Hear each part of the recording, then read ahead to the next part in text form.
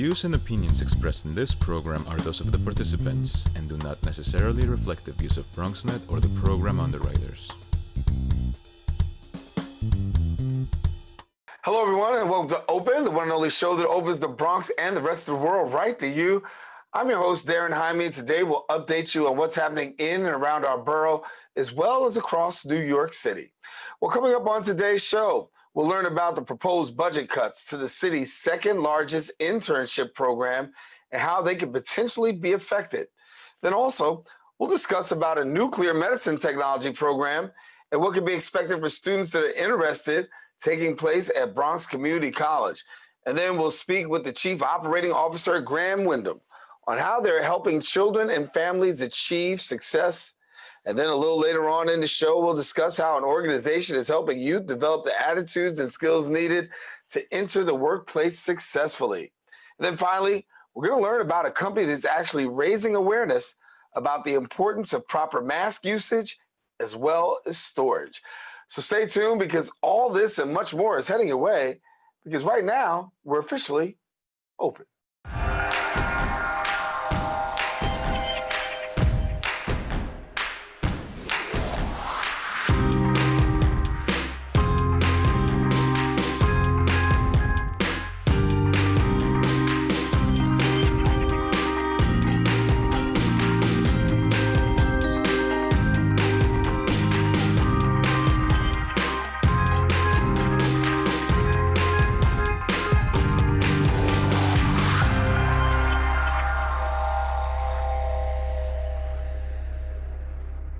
And hello, everyone, and welcome to Open. You are watching with us. I'm Daren, Jaime. And yes, you're watching Open, a live interactive program that brings the Bronx, New York City, straight to your TV set. We also want to welcome our viewers on Manhattan Neighborhood Network, as Open is being broadcast live simultaneously on the MNN channel. We also encourage you to stay connected to us on our social media platforms at BronxNet TV. Well, a lot has certainly been going on through the past week. We don't have time to take you through it all, but we can give you a couple of things with our Bronx updates.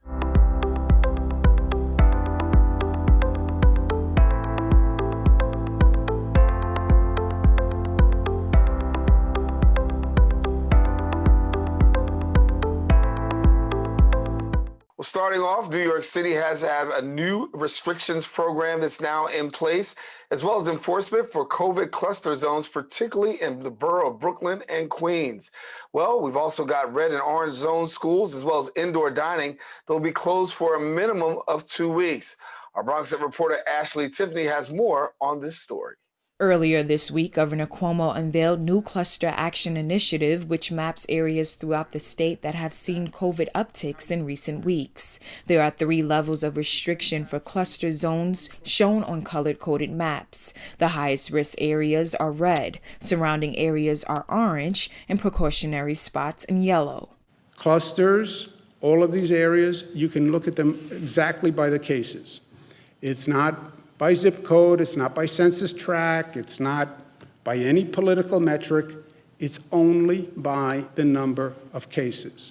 On Thursday, the city began enforcing new restrictions for COVID cluster zones in Brooklyn and Queens. Mayor de Blasio warned heavy fines up to $15,000 a day for violating the rules of mass gatherings and fines up to $1,000 a day for social distancing and face covering violations.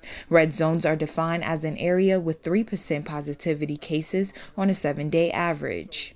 This school behind me, along with others in this area, will be shut down for 2 weeks, but it could extend up to 4 weeks depending on updated coronavirus indicators. So in the red zone, all schools would be closed. In this case, they already are, all public and non-public schools. All non-essential businesses in the red zones will be closed as well. Mass gatherings will be prohibited. Restaurants will revert to a takeout only status, and houses of worship will be allowed to have 25% maximum occupancy. Schools, high-risk businesses, and indoor dining in orange zones will also remain closed for 2 weeks. Places of worship can have up to 33% capacity, and yellow zone areas will remain open. Anna Fusco, a Brooklyn resident who lives in an orange cluster zone, felt indoor dining and in-person schools wasn't a wise decision, considering the uptick in positive cases in the city. These are micro events of success that are now maybe unfolding again. So in a bad way. So whatever needs to be done to protect people, I think until there's a vaccine, until we have an idea of where our health care system is going to be, it's really, we should be concerned for the health of people. As cluster zones continue to spread in Brooklyn, Queens, and upstate counties, the Bronx is one borough you don't have to worry about as of now.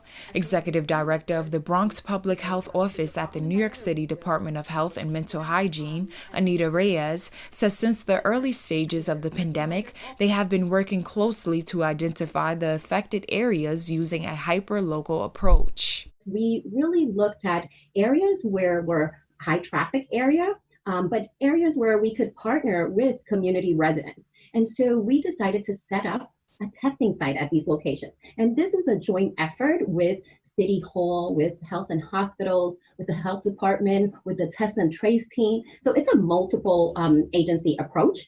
And what we noticed is that we wanted to put more testing in these communities because we saw that people weren't getting tested. So let's meet them where they are. To find out if you live in a cluster zone area, you can visit nyc.gov. Reporting for BronxNet, Ashley Tiffany. And thank you, Ashley. In other news, the Bronx ranks the lowest in city cleanliness. This according to garbage piling up in the borough following budget cuts to the sanitation department. This is also according to a new mayoral scorecard for the months of August and September. Our BronxNet reporter, Darissa White, brings us this story right now. Filthy. I would just say disgusting at this point. Unclean. And a whole bunch of other ways to say the word dirty. The Bronx, along with Manhattan, ranked the most unclean boroughs according to a 2020 mayoral report. And Bronxites are calling on city officials, along with the mayor, to clean things up.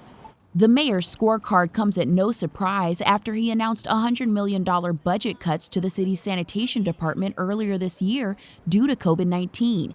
In August, the mayor warned that the city could see long-term effects to sanitation if the budget isn't rectified. The budget cuts you've seen already, unfortunately, may only be just the beginning. And I'm praying and hoping we can all avert further cuts, further layoffs. We have got to focus on getting long-term borrowing from Albany so we can avert the kinds of layoffs that would make the situation you talk about even worse. The new scorecard ranks the Bronx with the lowest percentage of clean streets at 88.8% compared to 96.5% a year ago. Currently, Brooklyn replaced Manhattan in second place at 94%. Manhattan ranking third at 97%, followed by Queens and Staten Island. That's ridiculous. Bronx native Katrina Jones is frustrated. She says the city should prioritize sanitation before anything else. I mean, with all the budgets that they're putting forth for other things, sanitation is important. The parks, everywhere is dirty now, not even other boroughs because of the cuts. The Parks Department saw budget cuts of $85 million earlier this year, and that's when trash began to pile up.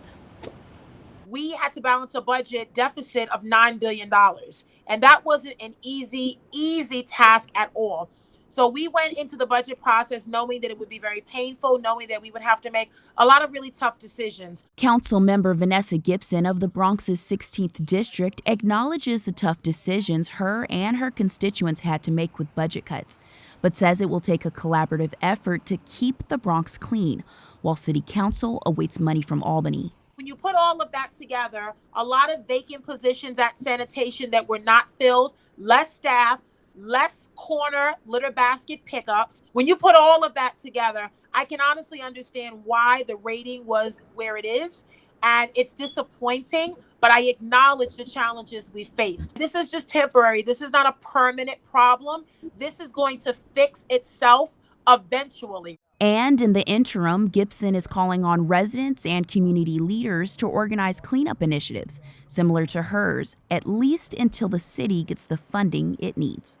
Reporting for BronxNet, Darissa White. Thank you, Darissa. And that's all the time we have for our Bronx updates. We encourage you to stay with us. We do have a good show coming up ahead for you. Stay with us. Open continues right after this break.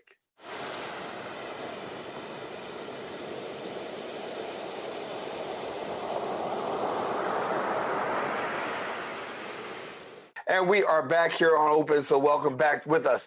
We want to let you know about the Learning to Work program. It is the second largest internship program that's offering paid internships, in-depth job readiness, and college and career exploration to thousands of New York City's most marginalized students. Some of these include recently arrived immigrants who are students in need of social emotional support, and then also formerly incarcerated youth. Now, with major cuts being proposed, how will this affect services for thousands of New York City's most hard-to-reach students, as well as those disproportionately impacted by the health and economic consequences of COVID-19? Joining us now to share a little bit more about this matter is Government and Community Relations at Good Shepherd Services, Annie Minguez, and also Director of Youth Services at Catholic Charities Community Services, Eddie Silverio. And good to have you both. Thank you. Thank you. Thank you. Let's talk for a second, because when we talk about these budget cuts, obviously they're really looming. And we know after COVID-19, a lot of things could possibly end up in the budget pipeline. But talk to us about how these cuts could actually dramatically affect what goes on with your organization.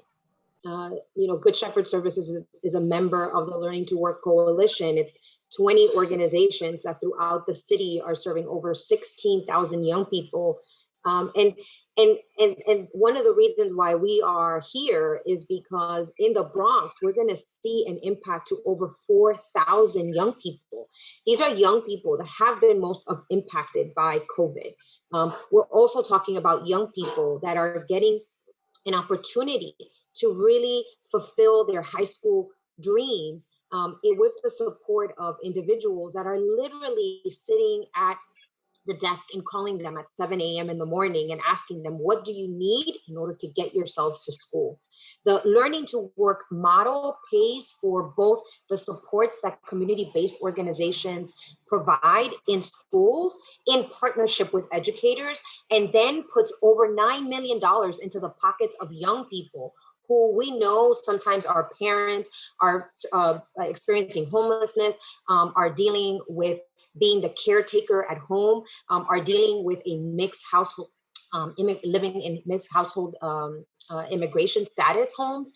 We know that our young people need these services, and the supports that are there, with over 7 providers doing that just in the borough of the Bronx, we're talking about over 100 individuals that will be impacted as a result of possibly losing these supports in our schools. And we know that we've been successful because our dropout rate has gone down since the implementation of both the transfer school model and the young adult borough center model, which is really a primary person model, developing those relationships with students so that we can get them over the finish line, but also planning on what's next. And Eddie, a little bit about Catholic Charities and the work that you do. Yes, so we have 2 of the Learning to Work schools. One of the traditional schools that work with young people that are undercredited, over age. So we have young people that probably in their high school career had less than 10 credits and were already 16, 17 years old. So we engaged them, got them out of the traditional high schools, put them in our school buildings, and really provided the support network they really needed, just like Annie described earlier. And then in our other Learning to Work school is specifically for young men and women that have less than 2 years in this country, who multi-language learners who are impacted by just, like we have a young man who came from Africa who for the first time had been in a building that had more than 2 flights. And it was just to have the young person navigate that. I mean, so the needs are so unique. The needs are so individualized that you have to have the support of the nonprofit. So Catholic Charities hires what we call youth advocates and an intern coordinator. And our intern coordinator works with these young men and women, just not building their resume, but just the working skills, how to engage an employer, how to speak to an employer. And so it's a unique balance of education and community services. And I think that the schools that we partner with are very unique because there are principals and staff that really care about young people, that really understand the needs of our young people. So it's not your traditional high school-based program. It's really, our LTW is really the gem of the city. And folks, I was telling Annie earlier, so when you see and hear our stories are all unique. So all of the young people for the last 11 years I've been to our LTW Innovation High School program are all unique. All thousands of them. And what's beautiful about it is that we get them to the finish line. And we do it by an individual plan that really engages young people with the communities, the school, plus their community, and their families, because their families are involved, because we do wellness courses for families, we do parent engagements. So these are parents sometimes that have done all they could and say, hey, could someone help us?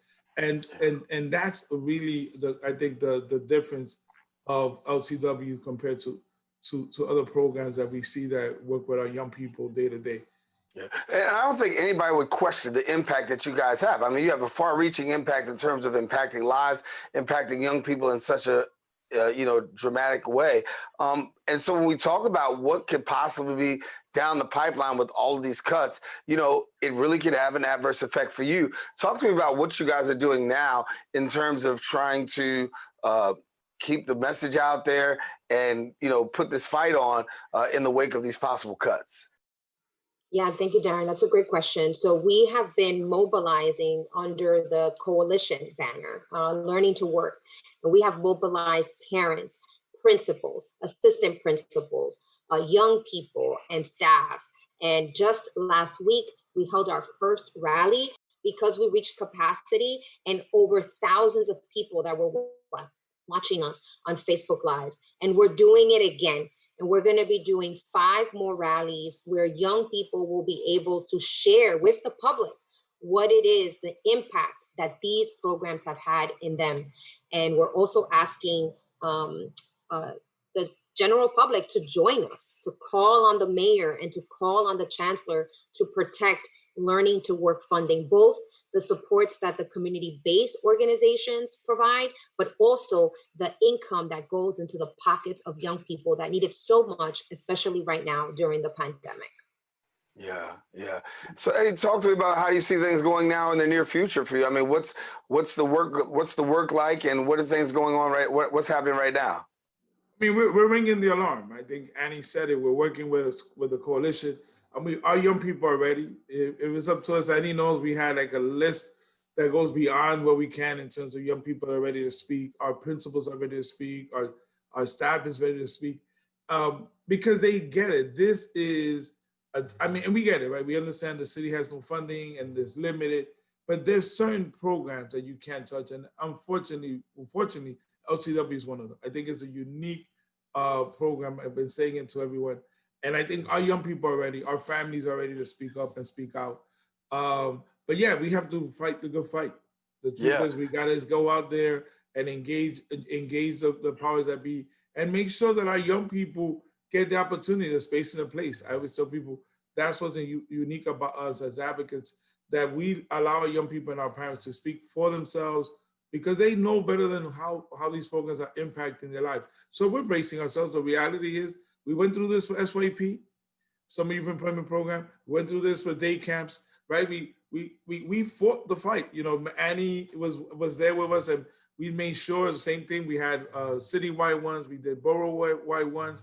We're co-hosting the Manhattan one this coming Tuesday, tomorrow. So we're about that. I think that we understand that the city has to make these cuts, but we're gonna let them know that we're not taking in line that, and that we have to save these programs. But these are programs that are saving the lives of our young people, specifically transfer school students who really have gotten the wrong side of things for many years. And now that they're getting their act together, now that their life is becoming, they're having a pace, and they're figuring out what the future looks like.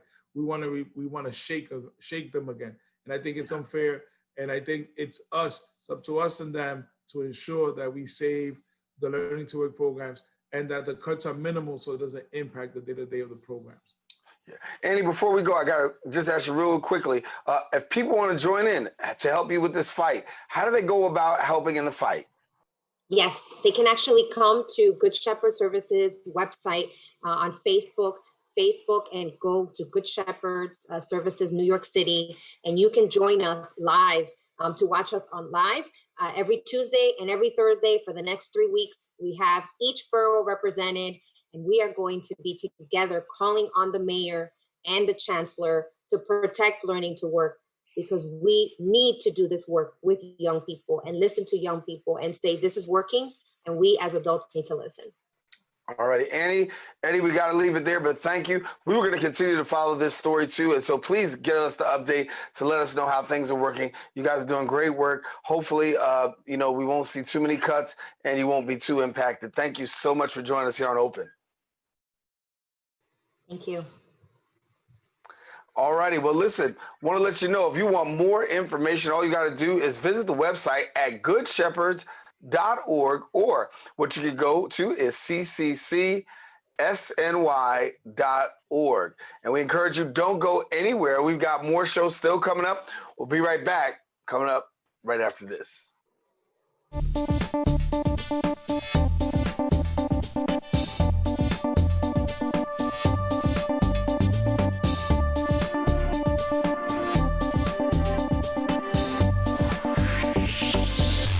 And welcome back here to Open. Daren Jaime here with you. I want to talk about nuclear medicine.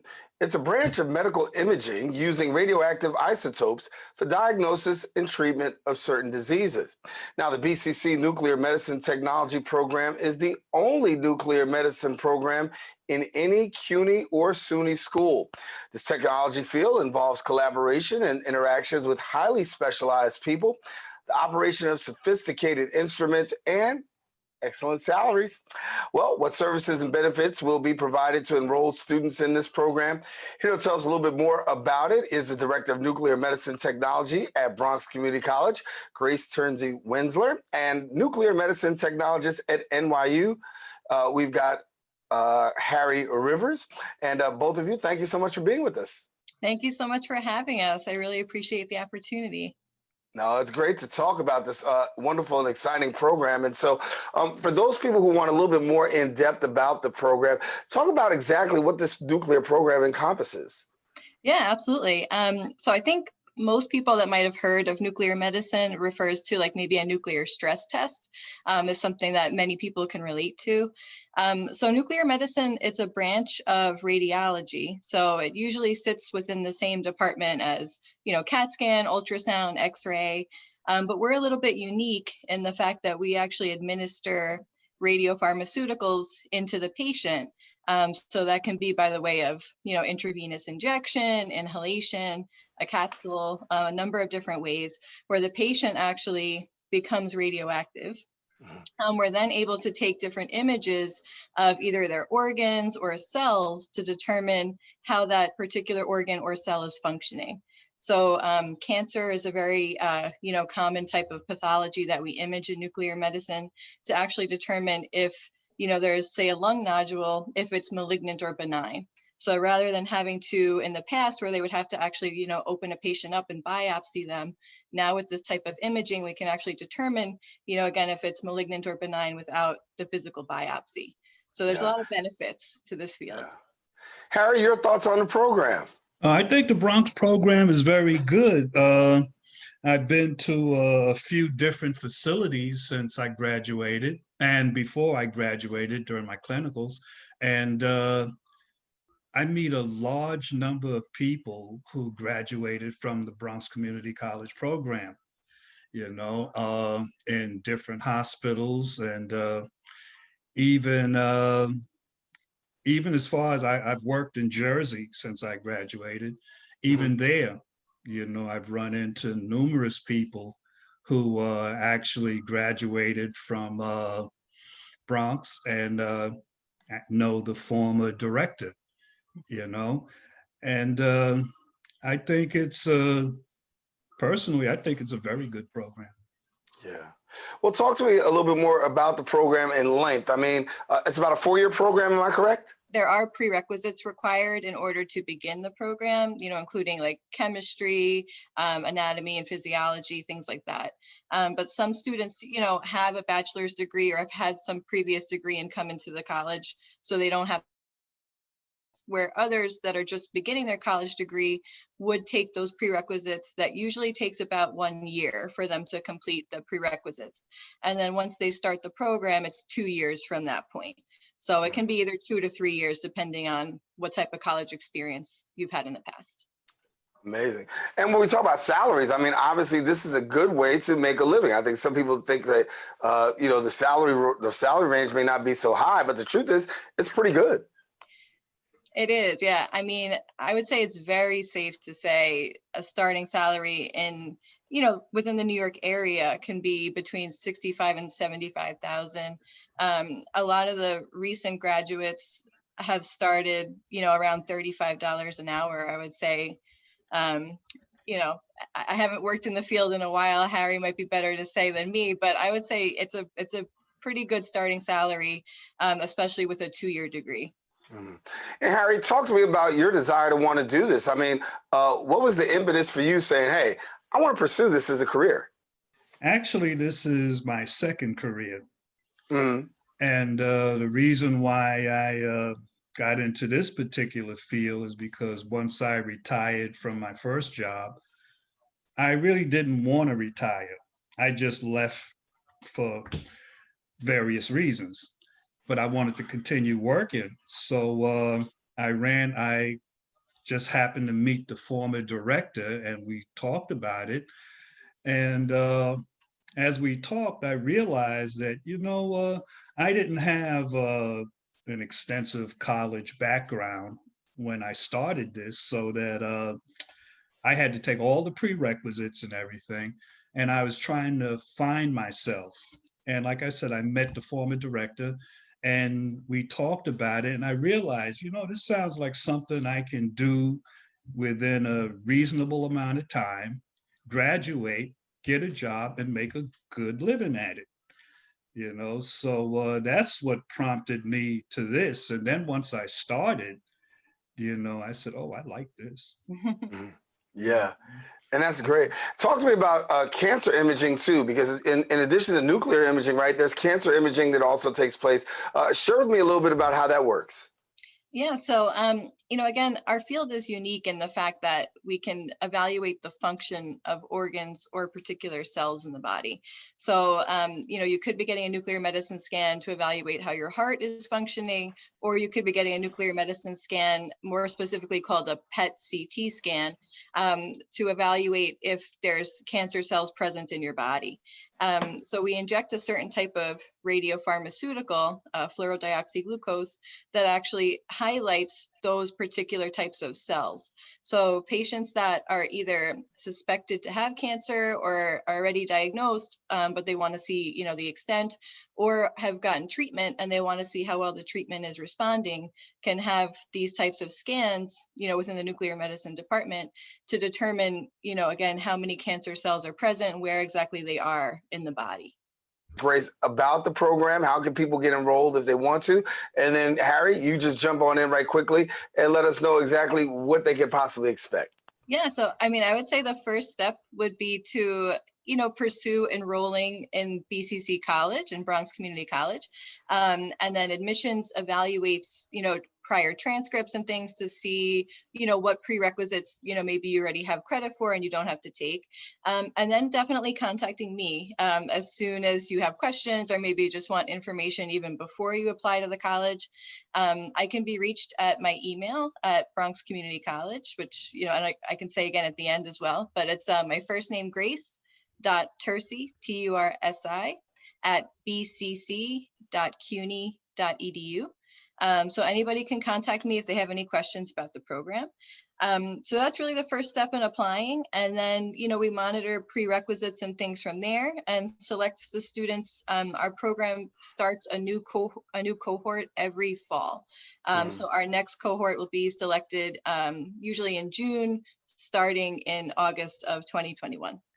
I'll say for a first-time student, you can do this. for somebody who already has experience, oh, you definitely could do it.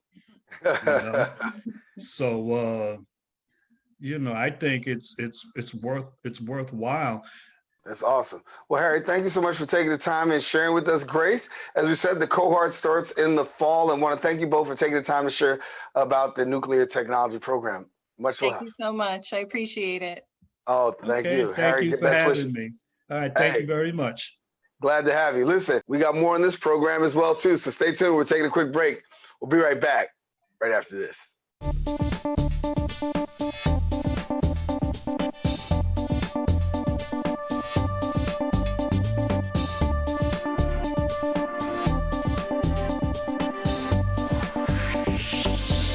And welcome back, and thank you for staying with us. The Grand Windham is a private not-for-profit organization in New York City providing services to both children and families. The organization is the longest-serving non-sectarian child welfare agency in the nation.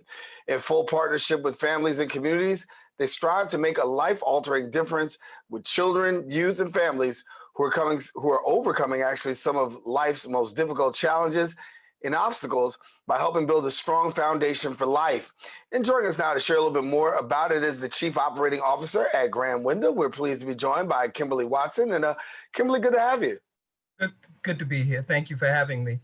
Thank you. And as I talk about Grand Windham, I say that when you talk about who you are in regards to the nation, you're the longest serving non-sectarian child welfare agency in America.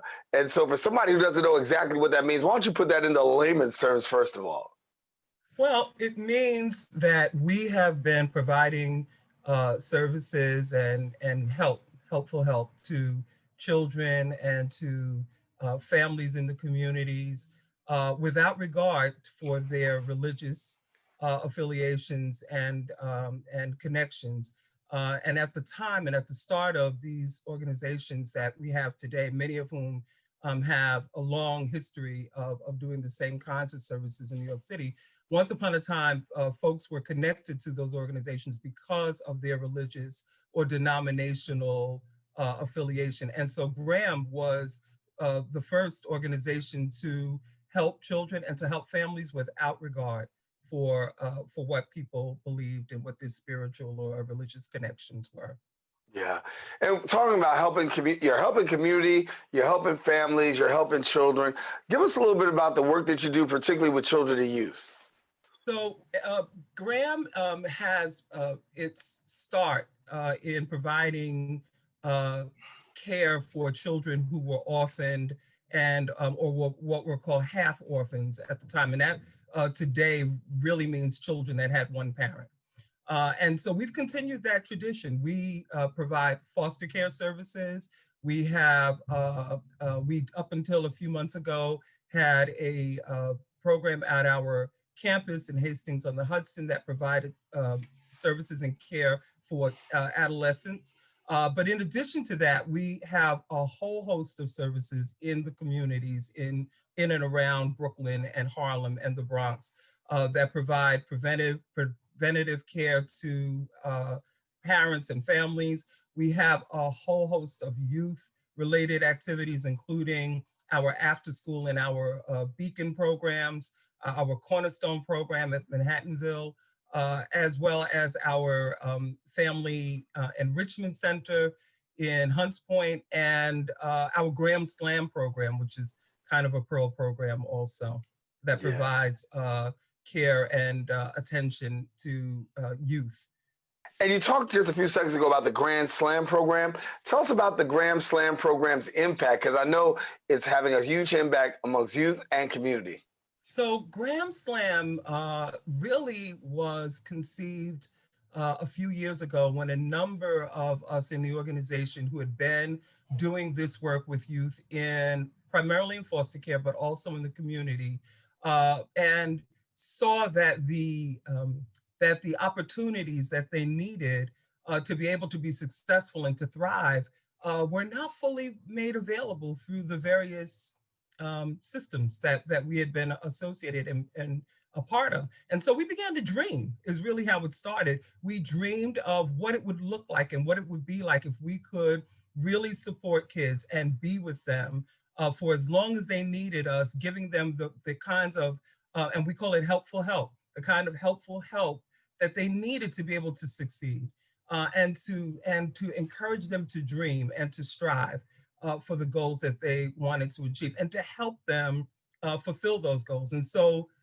the result of it is Graham Slam. And so we provide coaching, using a coaching model for our youth from ages 16 to 26, which is different. It's most programs end at 18, sometimes they go to 21, but we said we want to stick with our kids at the time that they need us the most. And that's when they're making those transitions from adolescence into adulthood, and they need a coach. They need someone to give them guidance and advice, and but someone who knows them and has been connected to them and their story, and understands where they're coming from, and knows where they want to go and want to be a part of helping them to get there. Well, I know you guys do a lot of great work with boots on the ground in regards to children and youth. And I know because you do that, you're pretty connected to advocacy. So can you give us a little bit about the advocacy work that you're doing these days? So, yeah, we've actually been engaged in advocacy on several fronts. One is the Fair Futures campaign, and which resulted in funding, which actually resulted in the Administration for Children's Services providing funding for Graham and other organizations that are using the coaching model, Fair Futures coaching model, to work with youth who are aging out of the foster care system. We also have been very much engaged in the advocacy around commercial children who are being human sex trafficking and commercial sexual exploitation, all kinds of policies that are designed to protect our children, our youth, who have been caught up in. We have been engaged in advocacy around the family court system, and around our parents who are involved in the child welfare system, and adoption. We've been involved in advocacy around adoption, and there's so much that Graham has joined onto in order to promote the opportunity for families to be successful and to have successful lives and outcomes. Well, Kimberly, certainly a lot of great work going on at Graham Windham. Want to thank you so much for being with us here on Open. And of course, you are more than welcome to come on back and talk a little bit more about the great work Graham Windham is doing. Thank you. All righty. Kimberly Watson from Graham Windham. Want you to stay with us. We've got more show coming up. We'll be right back, coming up right after this.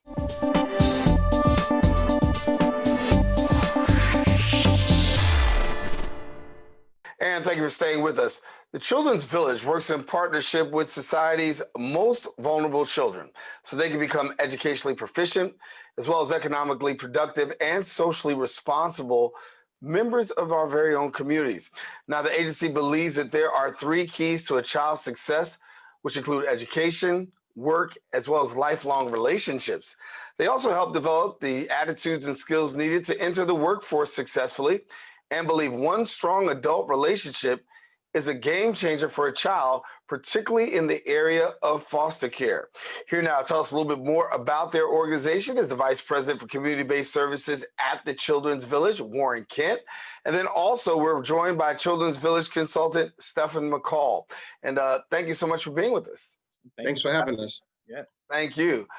And so a little bit about the work that you guys do, particularly in the area of foster care, because I know that your agency is pretty strong in that.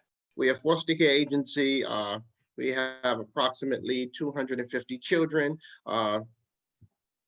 300 or so foster parents. One of our big missions is supporting our foster parents, providing support while they're caring for these children. We have different programs. We have ongoing trainings. We have an in-house clinic, trained caseworkers and social workers. We have home health, where we provide additional support where workers go inside the home.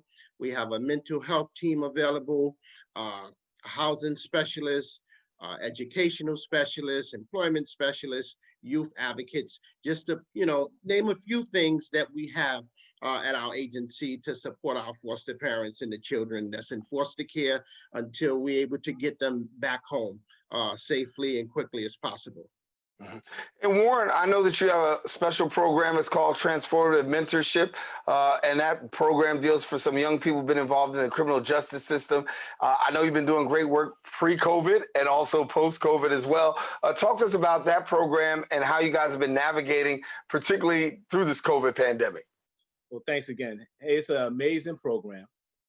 We actually have been dealing with a lot of young people who have touched the probation system, either on probation or have just know people who are on probation, and youth that really need to get back into the system, get back away from being considered the criminal and get back into society.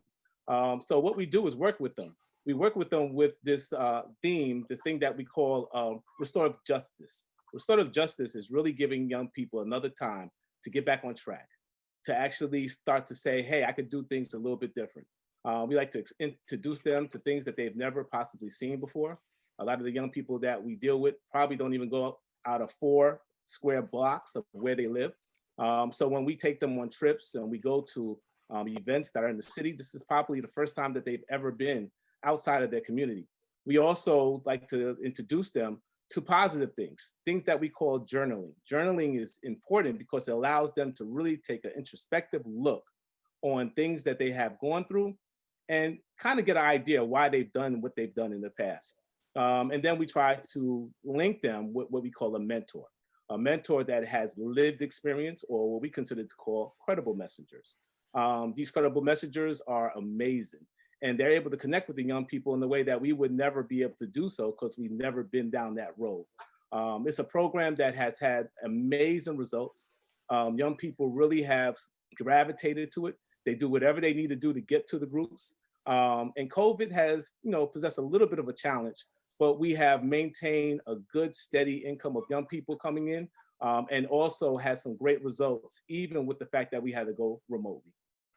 Stephen, I know that you are one that works with boots on the ground 24/7 as a consultant, and amidst COVID and even after COVID, your job doesn't cease 24/7. What does that 24/7 job look like? The foster parents have an issue once the agency closed, I'm there for them. I mean, if they're having a problem with a child, if a child don't come in at night, if they need help, if the child is acting up, they need my help, I'm there for them. If I need to go out, if I need to go into the home 1 o'clock in the morning, whatever the foster parent need, I'm there for them 24/7.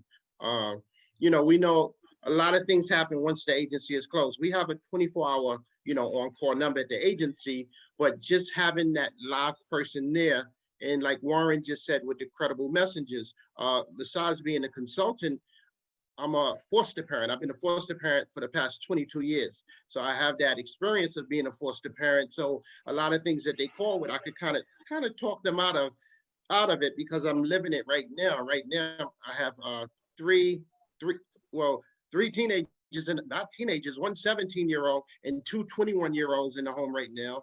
And I have my adoptive son who's 31, he's still in the home. And Warren, we hear the term credible messengers, and that was used earlier, but tell me about the importance of having a credible messenger in the life of a young person. Well, credible messengers are extremely important to have. They're able to connect with the young people on a level that myself, I would never be able to do. They had the experience. Most of the credible messengers that we've had have been incarcerated, or they have been in foster care. And they are considered to have that lived experience, the experience that only young people that have been incarcerated could relate to. So it's good for them to be able to have somebody that's been through the road that they are about to go through. And sometimes they can deter them from going down the same road and having the same experience that they've had. The young people that we've had that have been in foster care, the young people that have been incarcerated, really look to these credible messengers for direction. They connect on a level that I've never seen anybody connect with. They actually have what we call a communal dinner. They sit down and talk to them, and that's where a lot of that real in-depth conversations start to happen. All the things that they've gone through in the past, and they're able to make sure that there's a connection with that young person. And a lot of times they can steer them in the right direction. Talk to me a little bit about being a foster parent, because there's still opportunities for people to actually become that foster parent. We talked about the foster child, but also that foster parent. Yeah, over at the Children's Village, we're always looking for new foster parents. We're looking for parents to open their heart and their home. Right now, if you're interested in being a foster parent, you could go to our website, childrensvillage.org, and we have online orientations. Once you do the orientation, you'll go right into our online MAP training, where you do your foster parent trainings, get certified. We definitely need you. Our goals are customer service, and we're a big family over there. Support is like no other. We would love to have you come down just to orientation to learn more about the incredible work that we're doing over at Children's Village. Yeah. Now, are there enough foster families in the city? Because we know that there's an emergence of, of a population, particularly of youth, and then even homeless youth and a whole lot of other youth that are experiencing challenges. Are we finding there enough foster families? We could always use more.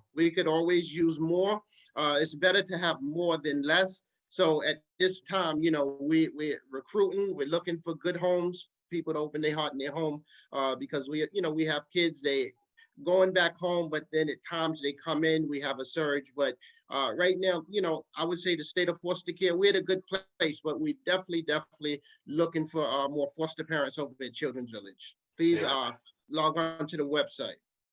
And Warren, you get the final word. What can we expect coming down the pike for Children's Village in the near future? Well, there's a lot of things coming down, and we don't have enough time to speak about it.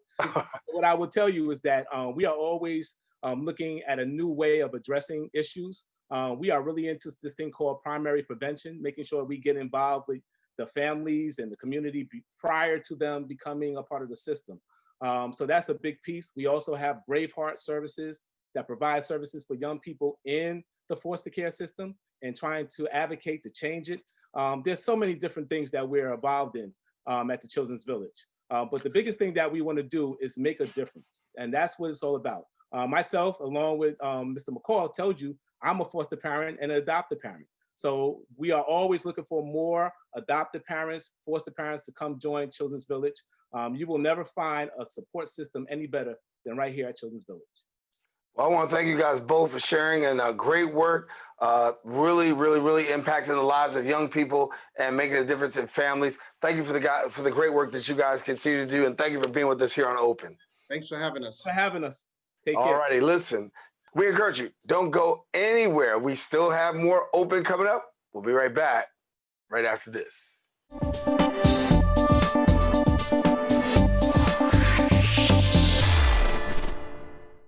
And thank you for staying with us. Well, due to the COVID-19 pandemic, masks have become a part of our everyday lives. Although masks can help prevent the further spread of COVID-19, masks can also be cross-contaminated with bacteria as well as germs. One Less Case is a company that's created out of a need to solve this problem. Their mission: to prevent one less case of COVID-19 by spreading awareness across the country, and also the importance of proper mask use as well as storage. Their collection of mask cases provide a safe storage solution for your face mask. And joining us now is the co-founder of One Less Case, Chen. And Jeff, thank you so much for being with us. Yeah, for sure. Thank you for having me. Excited to be here. Yeah, I think that for all of us, this is a new normal, of course, and that's the word that's operatively used these days, is a new normal, having to get accustomed to wearing masks. But I think sometimes we take the mask situation for granted, and I know your company's doing some great work in terms of not just creating a storage case, but also creating that awareness. But tell us about why you decided to find this company, One Less Case. Yeah, for sure. So like you said, it's super important that, masks become a normal part of our everyday lives now, and keep your mask clean. And for us, I co-founded this brand with my brother and his wife. We created this in quarantine, and for us, it was really about solving a problem. So we realized, there wasn't any proper places to put your mask when you're taking it off. So we provide convenient, easy to use face mask storage solutions offered for both kids and adults to protect your mask and keep them safe when you're not wearing them. Yeah. And when we talk about, storing our masks, I don't think that many people do that. I think we just take our masks off, throw it on the kitchen table, throw it on the dining room table, throw it on the seat of the car, just normal things that everybody does, but nobody really takes a look at what some of the ramifications are. So what are the ramifications if I'm just like, hey, it's on the car seat, it's on the kitchen table? Talk to me. Yeah, definitely. So, the most important thing is really listening to the health and science experts.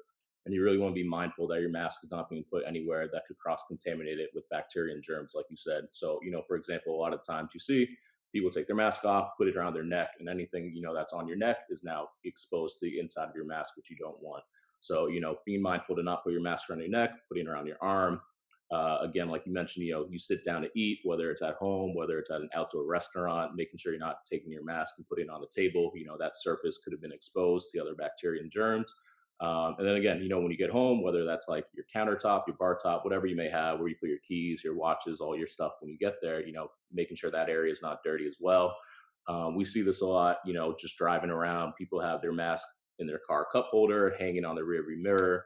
When you're out and about, not throwing your mask and putting it into your pocket or your bag. You have your keys, your wallet, you have laptops, you have other, things you've been shopping all day, whatever it may be. You just don't want your mask touching those items. So again, it kind of just comes down to just like using some common sense and, being mindful to not put your mask that is anywhere that's dirty or unsanitary.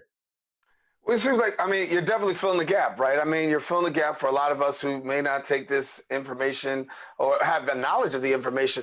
Talk to me about the response that you get when you talk to people about your company and what you're doing, because in many ways, it's almost like a common sense no-brainer. But then for those of us who are, we've never been in a pandemic before, quite ignorant. Yeah, no, for sure. I think it's like the first response we get is like, wow, this is something I needed, and when we hear that, that just makes us happy because we know that this isn't a problem that, we're only facing, this mask thing, like you said, completely new to almost everyone. And all of a sudden this thing is leave the house without it. Right. So now, I get into my car, take my mask off. Where do I put this thing? My cup holder just had an iced coffee in it from the morning earlier, so it's a little sticky. Like, you get into all these day-to-day situations, like how do you, properly put this mask somewhere where it's not going to get dirty and not going to get exposed to bacteria and germs. So just being mindful of all that. And then the second response we get is, so the first one is, people get excited because they have these similar problems. And the second response is that, a lot of people are like, wow, I never thought about that. And then that kind of opens up their mind to actually, being mindful of it. And for us, like you said at the beginning, it's about raising awareness. That with this pandemic is about, giving people the proper information so they can protect themselves. And if we can kind of give some of that awareness and information so that they can make an informed decision to protect themselves, I feel like we did our job. Yeah. Well, can you give us an idea of some of those masks, some of the mask cases that you have so that way people can take a look and see? I think many of us are so used to seeing masks. Can you give us a look at some mask cases? Yeah, for sure. So we have 4 styles. So this first one is called the Essential Mask Case. This is our most popular mask storage case. It's made from a food grade silicone. As you can see, it's available in white and black. They can fit any style mask. And our favorite part is that they can be hooked to a keychain, a backpack, a carabiner, so you can easily just throw these on and take them on the go. Very easy to use, portable. And again, our most popular one. Our second one is the starter mask case. So again, as you can see, they have the hook to throw them onto a bag, a keychain, a backpack. These fit the surgical style mask perfectly. So if you use those a lot, I recommend these. And they're about the size of a business card. They're small, they're portable, so you can just throw these into your pocket or hook them, as I said. So again, very portable, easy to use. The next two is, we call this one the personable. So again, everything I keep saying it, but they're all just great portable solutions. So, we know people's lives are on the go. You have to return to work, return to whatever it may be. So we're just providing options to do it safely. So these can fit up to 4 masks. They have a locking feature, so you can easily put your mask in this and then safely put it into your bag, your purse, whatever it may be, and your mask isn't touching anything else. And then this last one is the group mask case. So this one obviously a little larger, can fit up to 10 masks. It's great to use at home, it's great to use in the car, great to use, you know, at the office, store, whatever you may have, where it's, you know, you need to safely store more than one mask for a large office or large settings. Yeah, you know, each case is designed uniquely for different mask styles and like your personal usage preferences. So we find that, you know, different people have different favorites or different ones they use for different occasions. Yeah, yeah. And I mean, who would ever think for a moment that we would be in a place where we'd be talking about masks and proper storage of masks? But honestly, we're here now. And so give us a little bit about the response since you've been launching your business. Obviously, this really took off during the pandemic. What's it been like for you? Yeah, so it's been an interesting ride. So we launched August 12th. So we came up with the kind of like the idea right around July 4th. And then once we realized like, hey, this is actually a problem that, you know, we can help solve by creating and putting these masks out there, we kind of just hit the ground running, built up the brand, got the site up and going. And we've had, you know, like we said, like a tremendous amount of positive feedback from people in under 2 months. You know, we're talking and engaging with a lot of consumers on social media, on Instagram and Twitter. And, you know, just from people that, you know, even if we're out and about at a restaurant and, you know, we're ordering something, then we take our mask off to eat, you know, the server notices, hey, what is that? You know, like, oh, what a great idea. You know, so it's kind of like just, we're getting this a lot of positive feedback. And I think for us, it's like, while we wish this thing was over tomorrow, I think, you know, listening to the science and health experts, like we're in this for a little bit longer. So it's just, you know, important to keep, you know, everything safe, you know, do things the right way and just, you know, follow the safety protocols as much as possible. Right. And real quickly before we go, I know you also have a philanthropic edge to this as well. You're giving back. A little bit about the give back. Yeah, for sure. So like you said at the beginning, you know, our brand's tagline is together we can prevent one less case of COVID-19 spread across the country. So we're just trying to do our part. So 10% of all sales are donated every month to a different rotation of nonprofit COVID relief and recovery organizations. In August, we were able to partner with United Way and BET's COVID Relief Fund. And then last month in September, we were able to partner with the Save the Children COVID Relief Fund. And yeah, we're doing this every month, and the rest of our philanthropy efforts and nonprofit partners are listed on our website. Wow, amazing work that you guys are doing. I want to thank you so much for taking the time and being with us here on Open. So if people want to get in touch with you real quickly, how they go about doing it? Yeah, so the website is onelesscase.com, on Instagram, on Twitter, on Facebook, at onelesscase. That's one spelled out. And yeah, you know, the cases are affordable. They're an easy way to keep your mask safe and clean. They're easy to use. With holiday season approaching, we've heard from a lot of people that they make great gifts. And then we've also been partnering with companies to get our mask cases into the hands of everyone in their group. So they're, like I said, they're an affordable safety product. So if there are any large organizations out there, we'd be happy to share any bulk discounts, and they can also be customized to, you know, for your company logos or group organizations, which we've done lately in the past few weeks. So we're excited to help, you know, everyone out as possible. Amazing work. Thank you, Jeff Chen, our guest here on Open. Keep up the great work, Jeff. You're filling the need. Appreciate it. Have a good one. All righty. Well, we want to tell you, listen, now, if you want more information about Jeff and the work that he's doing, once again, we'll give you their information. All you got to do is follow them on social media at One Less Case. And if you want to go to the website, onelesscase.com. Well, we've come to the end of our show today. Want to thank all of our guests for joining us. And most of all, want to thank you, the viewer, for tuning in. Now, if you missed any part of today's show, you can watch the recablecast on Bronx's Channel 67, Verizon Files Channel 2133. Want to give a special shout out to all those who've been watching on the MNN channel. It's Open is broadcast live simultaneously on Manhattan Neighborhood Network. And then also, if you want a brand new episode of Open, come back on Friday. My girl, Rena Valentine, will have you with arts and entertainment. Until then, I'm Daren Jaime saying take care, God bless, and most of all, keep this channel wide open.